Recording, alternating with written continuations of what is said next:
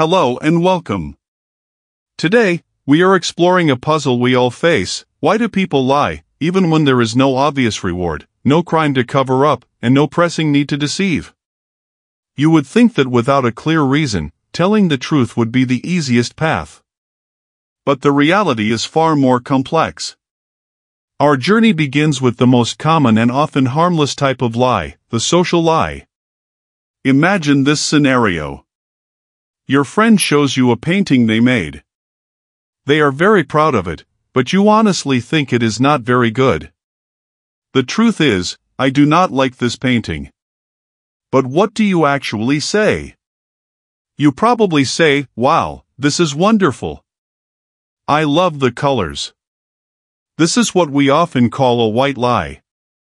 We tell these lies not to protect ourselves, but to protect the feelings of others. They act as a social grease, smoothing over interactions and preventing unnecessary hurt.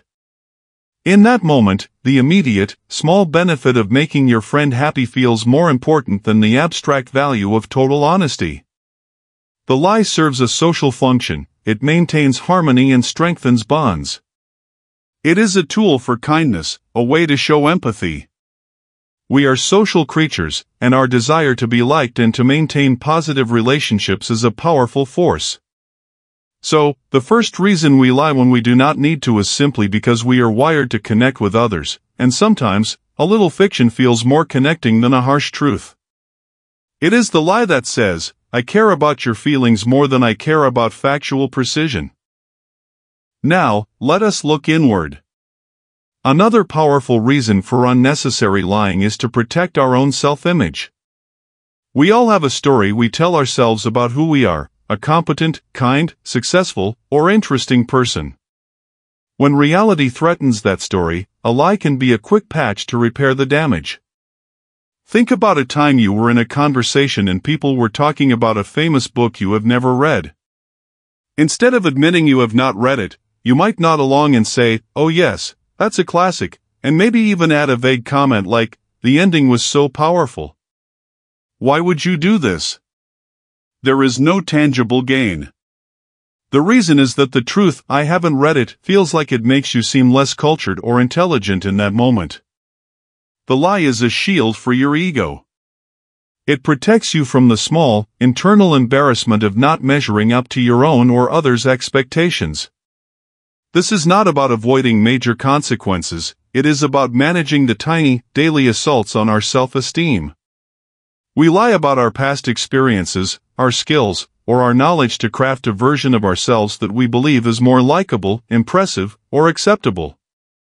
We are curating our own identity, much like people curate their social media profiles. The lie is not for the other person, it is for us.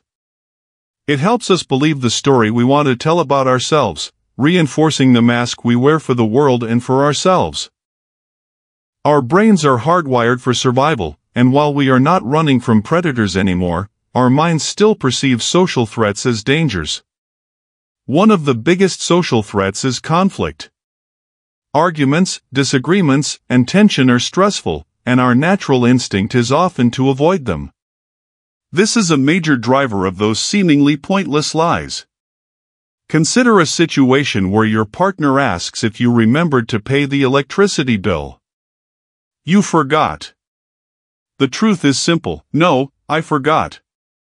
But you know this truth will lead to a discussion, maybe an argument about responsibility. So, in a split second, you might say, yes, I paid it, thinking you can just go and pay it right now and no one will ever know. The lie here is a shortcut to avoid a potential conflict. The need is not material, it is emotional. You are trying to preserve a state of peace, even if it is a fragile and false peace. The immediate discomfort of the confrontation feels much larger and more real than the potential future discomfort of getting caught in the lie. Our brain calculates this in a flash. Truth equals guaranteed, immediate stress, while lie equals possible, delayed stress. We are terrible at evaluating long-term risks, so we often choose the option that gives us immediate relief. This lie is a defense mechanism, a way to sidestep the emotional labor of a difficult conversation. It is an attempt to control our environment by removing a variable, the truth, that we fear will cause disruption. For some people, lying becomes a habit. It is not always a conscious, calculated decision. It can become a default setting, a path of least resistance. This is where lying transitions from a situational tool to an automatic behavior, even when it is completely unnecessary. How does this happen? Think of it like a path in a forest. The more you walk a specific path, the more worn and clear it becomes, and the easier it is to take it without thinking.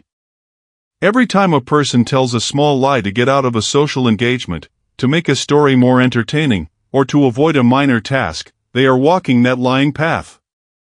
Eventually, it becomes the brain's go-to route. For a habitual liar, the question, "Why did you lie about that?" is often met with a genuine "I don't know." The lie was not serving a grand purpose of protection or gain, it was just the easiest, most well-trodden neural pathway to take in that moment. It is a form of intellectual laziness where crafting a fiction feels simpler than navigating the complexities of the truth. The truth might require explanations, context, or vulnerability. The lie is a simple, prepackaged response. This habitual lying can erode trust over time, as people around the individual start to notice that their relationship with reality is flexible. The person may not even intend to cause harm, they are simply stuck in a behavioral loop, using deception as a convenient shortcut through life's daily interactions. Not all unnecessary lies are born from fear or convenience. Some are born from a desire for something more, excitement, control, or connection.